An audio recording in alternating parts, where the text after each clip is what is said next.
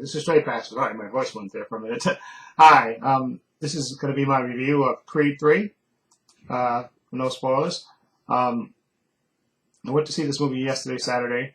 I really enjoyed this. I love the Creed franchise. I love the Rocky franchise. Obviously, love Creed, and I know Sylvester Stallone had a big issue with the producers and stuff. That's why he wasn't in this movie. But this is also Michael B. Jordan's directorial debut. He directed this film as well.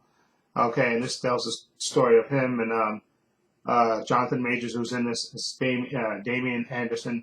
He's a childhood friend who he got locked up with, and he got sent away for a long time. And he gets out, and he seemingly wants a break from, of course, from Creed, Adonis Creed, played by Michael B. Jordan, who's living his best life. He's retired at this point in his career, and he's like managing fighters and stuff.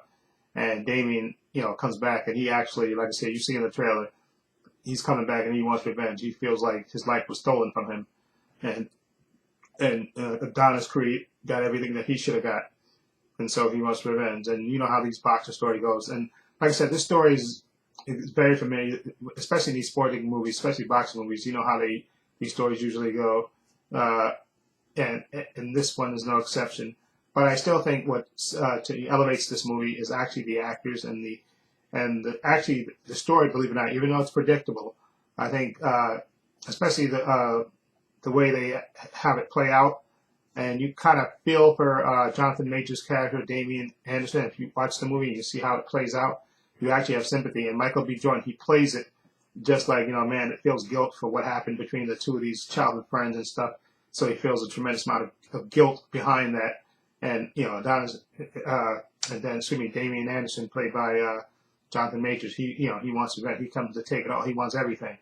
Okay, and it's a really good to, like I said, it's predictable, but I still think the actors elevate the material to beyond that, and you actually have some sympathy for Jonathan Majors' character, and I think that's what kind of makes it different. And again, great performances from the characters. And like I said, Tessa Thompson, she doesn't have as much to do in this movie as previous movies, but I think she still gives good support as his wife.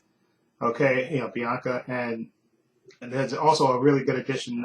And Felicia Rashad is in this too, as his mom. She's in this movie too, and there's a young actress who plays their daughter, and she's like not a toddler. She's like, I think 7 or 8 or something, and the actress is really deaf in real life, and you see some great moments between her in the family and stuff, and them hanging out together and all this stuff, and it really kind of all this stuff kind of elevates the material. And I like what Michael B. Jordan did. There's a certain part of the movie which I don't want to spoil, but I like Michael B. Jordan's style. I think he really good, especially for his first film. I think he did really good with the direction in this movie, and he tried to do a little something different than the ordinary boxing movies and stuff. And like I said, the movie, it's sort of predictable, but especially with these sports movies, they have to follow a certain formula. But I think the actors kind of elevate the material, and I also think you actually feel sympathy for the villain. Usually it's like a kind of a black and white thing. You hate the villain, you want the heroes to succeed. But in this story, I think you do feel a little bit of sympathy for Jonathan Majors' character. Okay, and I really enjoyed this movie. I think it's a nice addition to the Creed franchise. So I would definitely recommend you go see this movie. I think it's definitely worth seeing. And Michael B. Jordan, really great direction with this movie. And I thought Felicia Rashad too was good in her. Her part is kind of small in this movie too, but I think she did a really good job in this.